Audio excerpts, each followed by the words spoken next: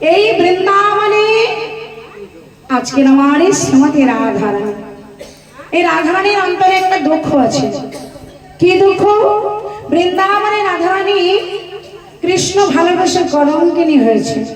অনেকেই গোবিন্দকে ভালোবাসে, কিন্তু কেউ তাদের কৃষ্ণ কলঙ্কিনী বলে না, কিন্তু রাধারানীকে সবাই কৃষ্ণ কলঙ্কিনী বলে। তাই আজকের রাধারানী গোবিন্দ চরণে নিবেদন করে বলছে, বধূ হে, এই বৃন্দাবনে আমায় তোমার চরণ ভজন করে কৃষ্ণ কলঙ্কিনী নাম নিতে হলো। তাই ওহে আমার পরাণে বধূ, বলো নন্দের মান নন্দন সনে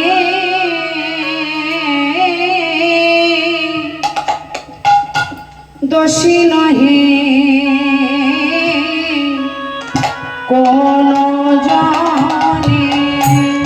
নন্দের নন্দন সনে দোষী নহে কোন জানে। নন্দের নন্দন সনে দোষী নহে কোন জানে। গোকুলকে গোকুলকে আছে হেন নারী, গোকুলে কি আছে হানো নারী। আরে গোকুলে কে আছে হেন নারী। আরে গোকুলে আছে হানো নারী। হায় হায় এমন অভাগিনী হইল কৃষ্ণ কলঙ্কিনী। হায় হায় আমন অভাগিনী হইল কৃষ্ণ কলঙ্কিনী। হায় হায় এমন অভাগিনী হইল কৃষ্ণ কলঙ্কিনী। হায় হায় মন অভাগিনী হইল কৃষ্ণ কলঙ্কিনী। কহিতে নয়নে বহে মারি, কহিতে না জনে বহে বারি। আর কহিতে না অনে বহে বারে। কহিতে না নয়নে বহে বারি। আমায় সবাই বলে কৃষ্ণ কলঙ্কিনী। আমায় সবাই বলে কৃষ্ণ কলঙ্কিনী। আমায় সবাই বলে কৃষ্ণ কলঙ্কিনী। আমায় সবাই বলে কৃষ্ণ কলঙ্কিনী। ধনীয় মানি জ্ঞানীয় গুণী সবাই বলে কৃষ্ণ কলঙ্কিনী। ধনীয় মানি জ্ঞানীয় গুণী সবাই বলে কৃষ্ণ কলঙ্কিনী। এই ধনীয় মানি জ্ঞানীয় গুণী সবাই বলে কৃষ্ণ কলঙ্কিনী। মনিয়া মনি মনিয়া মনি এই নাম ধরে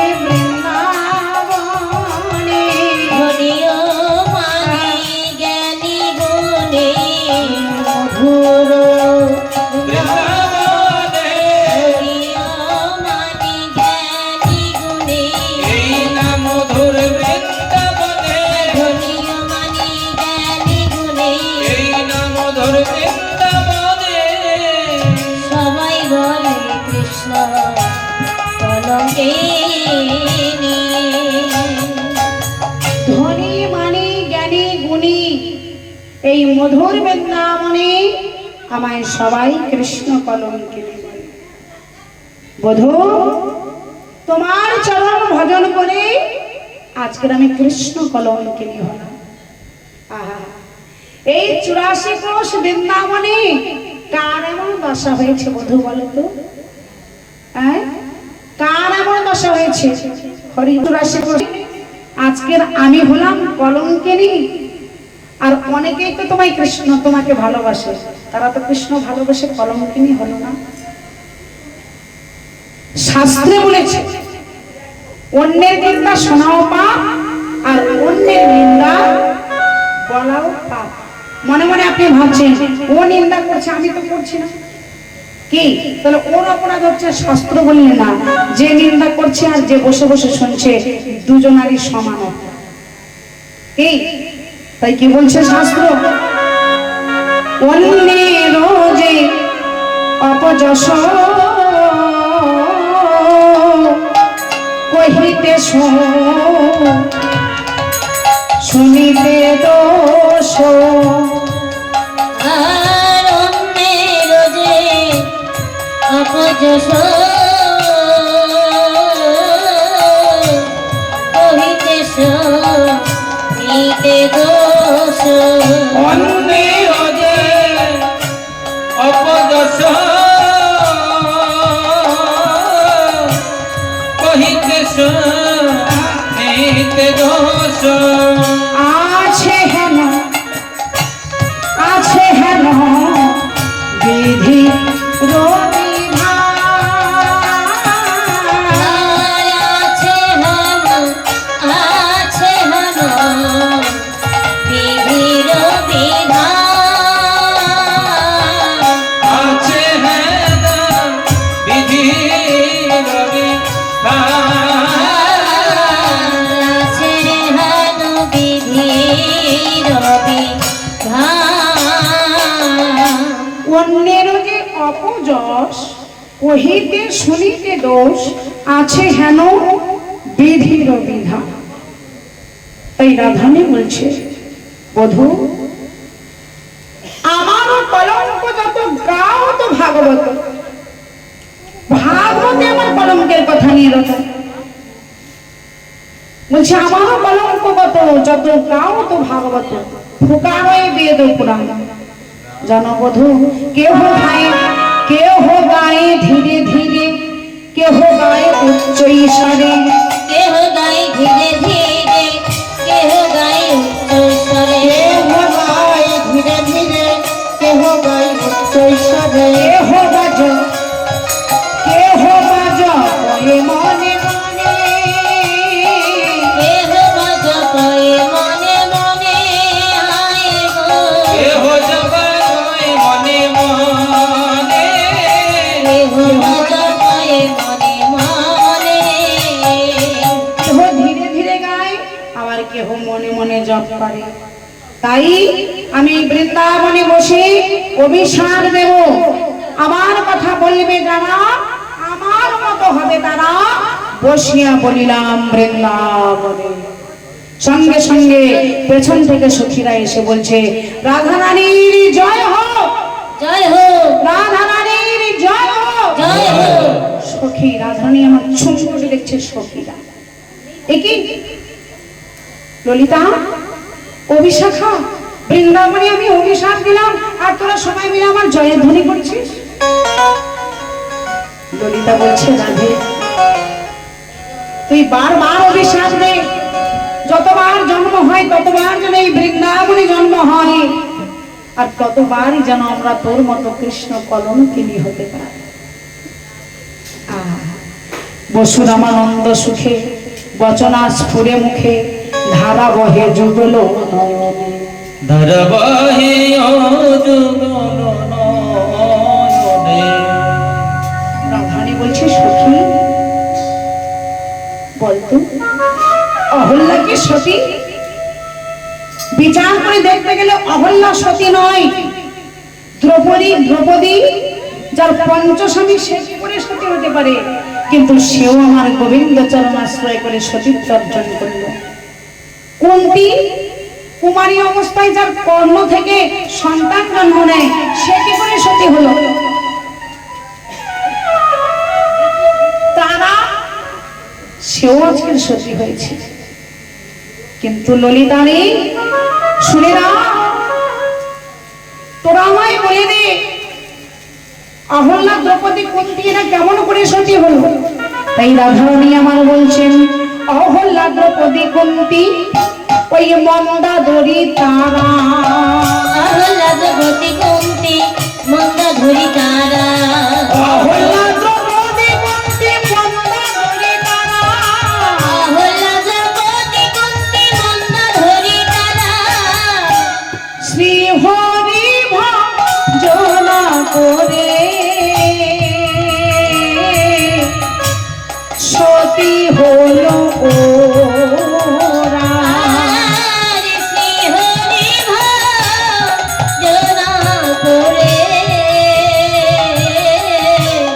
সতী হলো ওরা। তোমার শ্রী চরণ ভজে রাধায় ভাগিনী, তোমার শ্রী চরণ ভজে রাধায় ভাগিনী, তোমার শ্রী চরণ ভজে রাধায় ভাগিনী, তোমার শ্রী চরণ ভজে রাধায় ভাগিনী, বৃন্দাবনে নামে হইল কৃষ্ণ কলঙ্কিনী, বৃন্দাবনে নাম হইল কৃষ্ণ কলঙ্কিনী, বৃন্দাবনে নামে হইল কৃষ্ণ কলঙ্কিনী। বৃন্দাবনে নামে হইল কৃষ্ণ কলঙ্কিনী। এই ললিতা, এই বৃন্দাবনে আমি অভিশাপ দেব। সঙ্গে সঙ্গে এদিকে দৈববাণী হলো। কি দৈববাণী?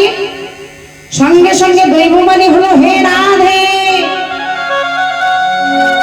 তুমি কোনো চিন্তা করো না, আমি তোমার প্রাণ বধূ, আমি কথা দিলাম আমি তোমার কলঙ্ক ভঞ্জন করবই করবই করব। দেখা যাক গোবিন্দ আমার কি করে ভক্তের কলঙ্ক ভঞ্জন করে।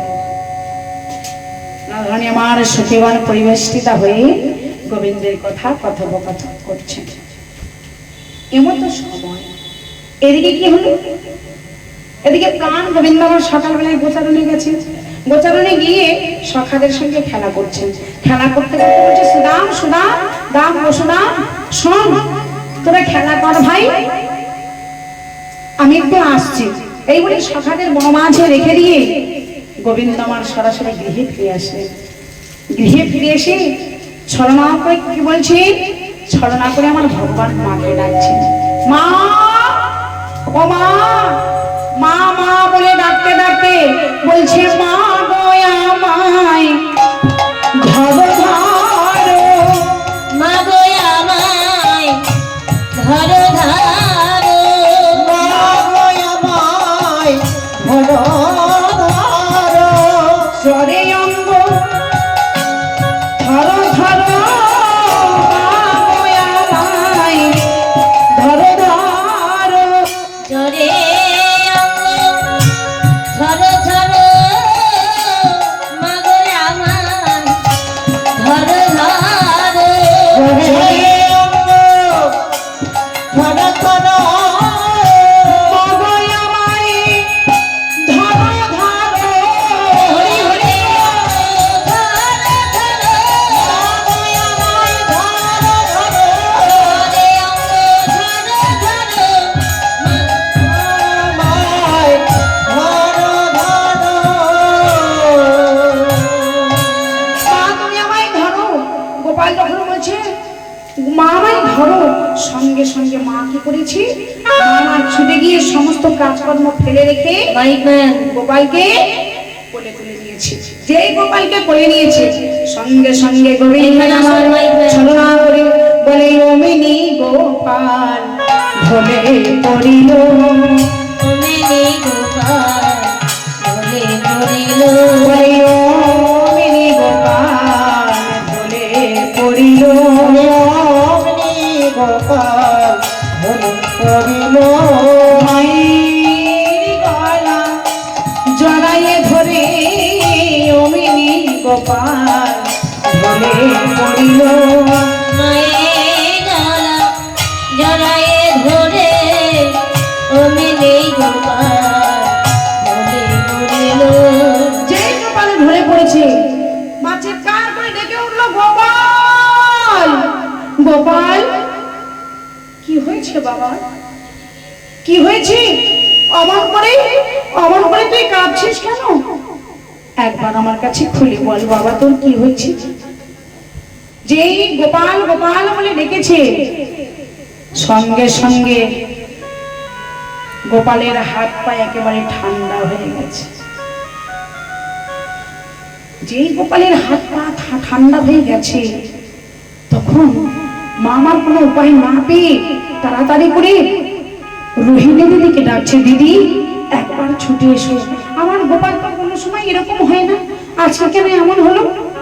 রোহিণী দিদিকে যখন চিৎকার করে ডেকেছে, রোহিণী এসে দেখছে কি গোপালের সর্ব অঙ্গ আপাদ মস্তক হাত দিয়ে দেখছে গোপালের হাত পা একেবারে ঠান্ডা বরফ। হরি বল হরি বল হরি বল। হাত পা একেবারে ঠান্ডা বরফ হয়ে গেছে। চিৎকার করে ডাকছি, মহারাজ আমার গোপালের কি হলো? তুমি তাড়াতাড়ি এসো। আমার গোপাল যে আর কথা বলে না, আমার গোপাল যে আর আমায় মা বলে ডাকে না। সঙ্গে সঙ্গে কি হলো? উপানন্দ অভিনন্দ সানন্দ নন্দন তারা একে একে ছুটে এসেছে। উপানন্দ অভিনন্দ সানন্দ নন্দন সানন্দ নন্দন অভিনন্দ সানন্দ নন্দন। উপানন্দ অভিনন্দ সানন্দ নন্দন গোপানন্দ অভিনন্দ সানন্দ নন্দন। একে একে আশিস দে ভরিলা ভুবন, একে একে আশিস দে ভরিলা ভুবন, একে একে আশিস দে ভরিলা ভুবন। একে একে আসি সবে ভরিলা ভুবন। কি হয়েছে নন্দরানী, তুমি চিৎকার করে ডাকছো কেন? বলে দেখো না আমার গোপালের কি হলো, আমার গোপাল কেন কথা বলছে না? তাড়াতাড়ি করে পিতানন্দ আমার ছুটে গিয়ে গোপালকে জড়িয়ে ধরেছে। গোপাল রে, আমি তো কি একদিন বাধা আনতে বলেছিলাম, সেই বাধা আনতে বলেছিলাম বলে তুই কি সেই ক্ষোভে আমায় ছেড়ে চলে গেলি?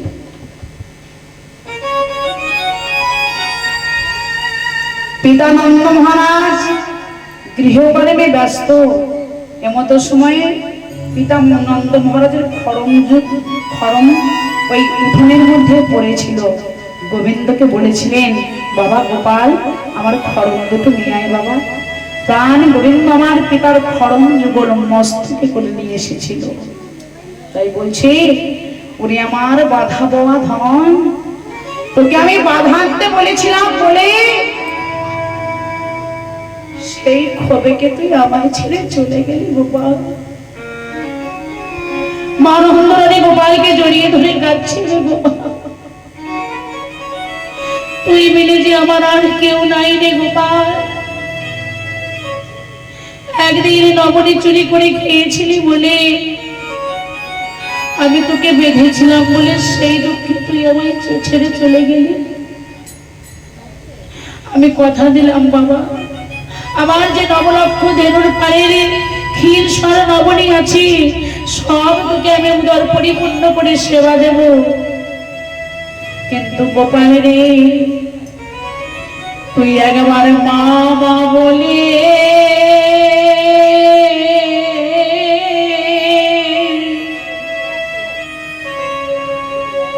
মামা বলে ডাকবে,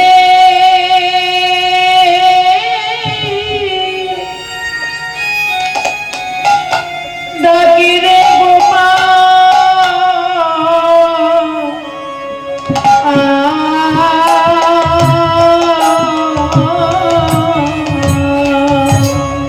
গোপাল রে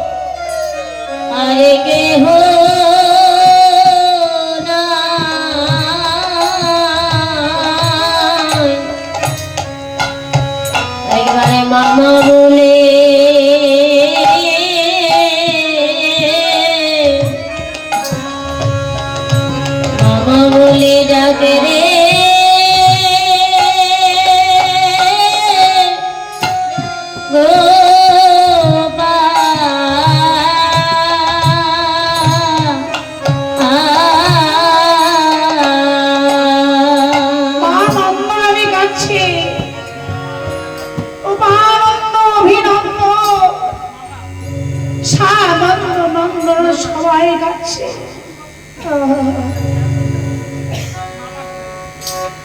এদিকে সখরা শুনতে পেয়ে ছুটে ছুটে আসছে।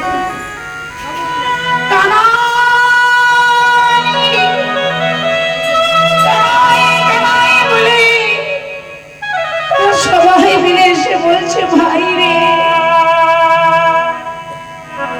বনমাঝি খেলা চলে তোকে কত মেরেছি, তোকে চোর সাজিয়েছি, তোর কাঁধে চড়েছি, সেই দুঃখে কি তুই আমাদের ছেড়ে চলে গেলি? দাদা বলরাম কাঁদছে। ওরে ভাই, বড় হওয়ার কি এত জানা? যদি আগে জানতাম বড় হওয়ার এত জানা, জানলে আগে আমি বড় হতাম না।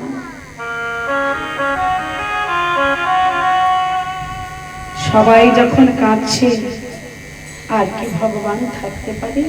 ভগবান সব সইতে পারে। খুব ভালো করে জেনে যাবেন, দুটো জিনিস ভগবান সইতে পারেন না।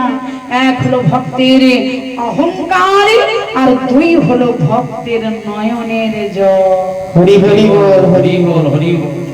এই দুটো জিনিস আমার ভগবান সহ্য করতে পারেন না। তাই আজকের ছলনাময় ভগবান তিনি কি করলেন? এক রূপে মূর্ছা হরি, অন্যদিকে বৈদ্য বেশ ধারণ করি। হরি হরি এক রূপে মূর্ছা হরি, অন্য রূপে বৈদ্য হরি। আদি রূপে মূর্ছা হরি, অন্য রূপে বৈদ্য হরি। দাঁড়াইল কে মাথার মোড়ে, হায় রে, দাঁড়াইল তে মাথার মোড়ে, হায় রে। দাঁড়াইল কে মাথার মনে, হায় রে, দাঁড়াইল কে মাথার মোড়ে। দাঁড়াইল কে মাথার মোড়ে, হায় রে, দাঁড়াইল কে মাথার মোড়ে। দাঁড়াইল তে মাথার মোড়ে, হায় রে, দাঁড়াইল তে মাথার মোড়ে। গোবিন্দ আরে এক রূপে মূর্ছা হয়ে পড়ে আছে, আর এক রূপে গোবিন্দ বৈদ্য বেশ ধারণ করেছে। হ্যাঁ, আর স্কন্ধে একটা ঔষধের ঝোলা নিয়েছে। রাধে রাধে। এর মধ্যে নানা রকমের বিভিন্ন জড়িবুটি আছে। হ্যাঁ, এবার গোবিন্দ মারে তেমাথার মোড়ে। তেমাথার মোড় মানে বুঝতে পারলেন তো? কি বলুন তো? তিন রাস্তার মোড়। ওই তিন রাস্তার মোড়ে আমার গোবিন্দ দাঁড়িয়ে আছে। আর হ্যাঁ, আর এদিকে কি হয়েছে? রাধে রাধে। এদিকে ললিতা বিশাখা একে একে সবাই তো ভরে গেছে। এবার যত রকমের বৈদ্য আছে, ঢেরি পিটিয়ে দিয়ে হয়েছে, যত রকমের বৈদ্য আছে সব গিয়ে উপস্থিত হয়েছে। কেউ আর গোপালকে ভালো করতে পারছে না। গোপালের নারী খুঁজে পাই না, ভালো করবে কেমন করে? হ্যাঁ, কেউ আর ভালো করতে পারছে না। কেউ বসে আছে, কেউ চলে আসছে, হ্যাঁ, যাচ্ছে আসছে, এরকম একটা ব্যাপার। আর সখীরা সবাই মিলে বসে বসে কাঁদছে, রাধারানীও কাঁদছে, সবাই যখন কাঁদছে, তখন ললিতা আর বিশাখা মনে মনে চিন্তা করলেন, এইভাবে কাঁদলে হবে না, কোনো একটা ব্যবস্থা করতে হবে। দেখি চল সখী, আমরা গিয়ে দেখি কোনো বৈদ্যের সন্ধান পাওয়া যায় কিনা। এবার যখনই রাজমহলের বাইরে বেরিয়ে এসেছি, বেরিয়ে এসে দেখছি যে একটা বৈদ্য তিন রাস্তার মোড়ে দাঁড়িয়ে আছে। ললিতা বিশাখাকে দেখে বলছে, এই বিশাখা, এই সখী, দেখে দেখ, যেন চেনা চেনা মনে হয়, চেনা চেনা মনে হয়, চেনা মনে হয়, চেনা চেনা মনে হয়, চেনা চেনা মনে হয়। না জানি দেখেছি কোথায়, চেনা চেনা মনে হয়, না জানি দেখেছি কোথায়, চেনা চেনা মনে হয়। না জানি দেখেছি কোথায়। ঘোরা কি বৃন্দাবনে দেখেছি কোথায়, তোরা কি বৃন্দাবনে, না জানি দেখেছি কোথায়,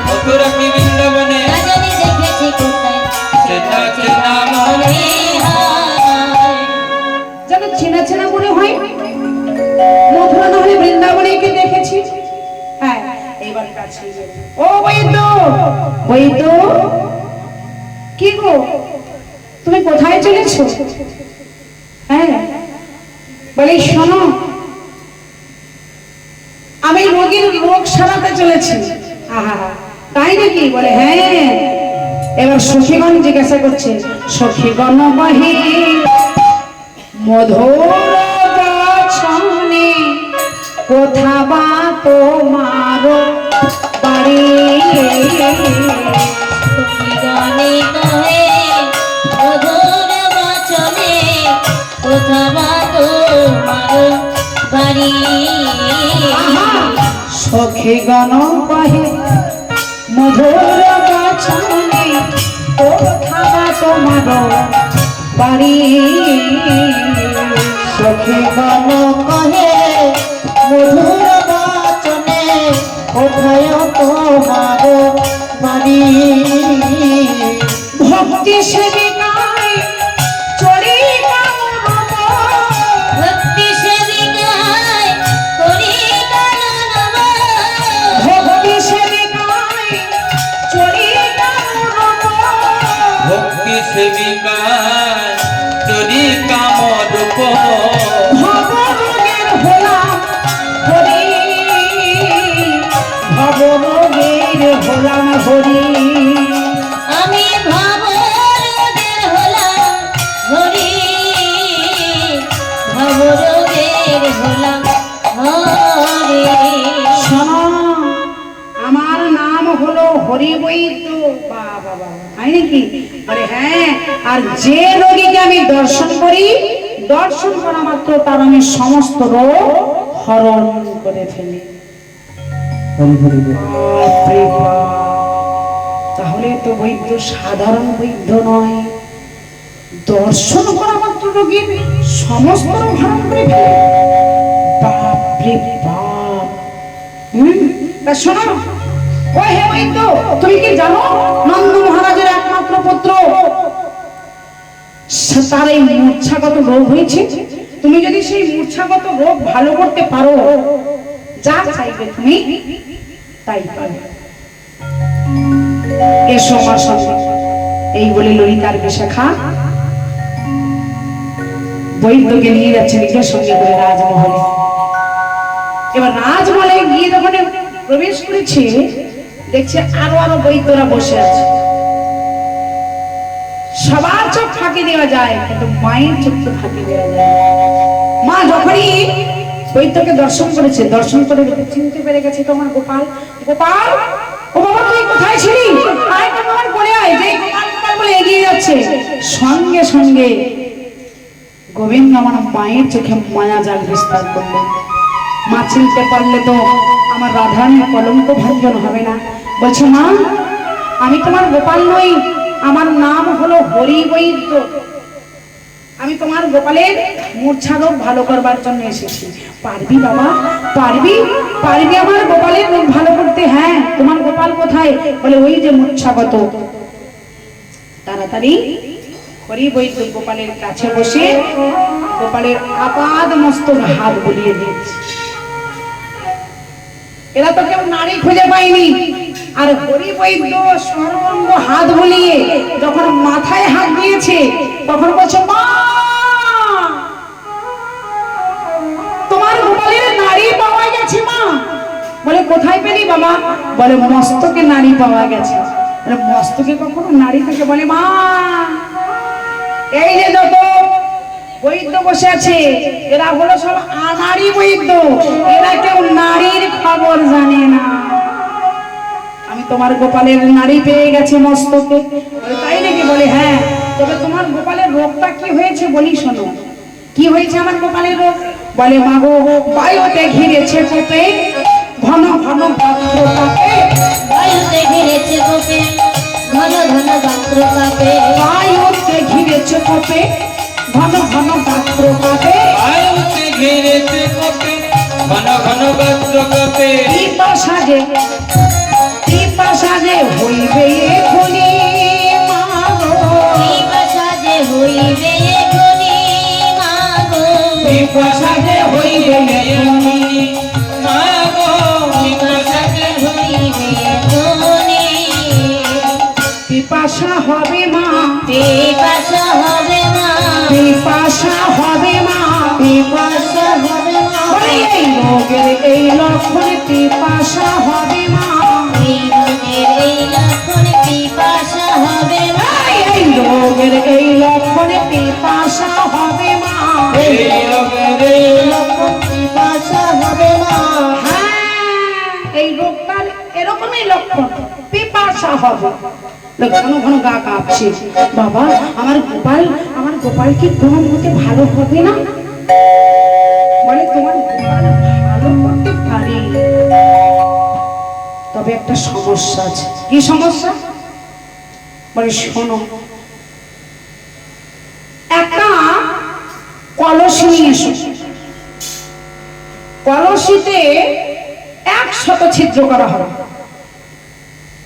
ওই 100 ছিদ্রে যে ওই যমুনা থেকে যমুনার জল আনতে পারবে, আমার কাছে যে ঔষধ আছে এই ঔষধ দেব, এই ঔষধ বেটে ওই যমুনার জলে ঔষধ বেটে যদি তোমার গোপালের সর্বাঙ্গে লেপন করা যায়, সঙ্গে সঙ্গে তোমার গোপাল ভালো হয়ে যাবে।